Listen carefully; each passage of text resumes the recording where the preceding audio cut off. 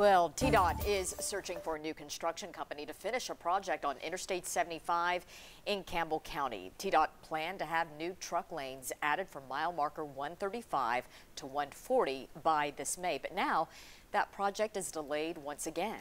10 News reporter Grant Robinson joins us live along that stretch of 75. And Grant, you spoke to drivers who run through that construction zone every day.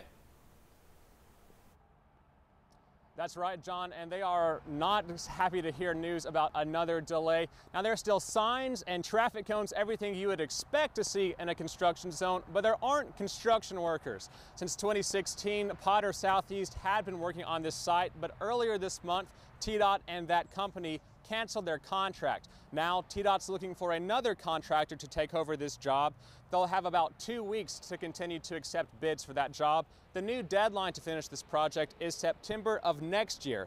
So that means nearly another year of traffic delays for people who drive this commute every day.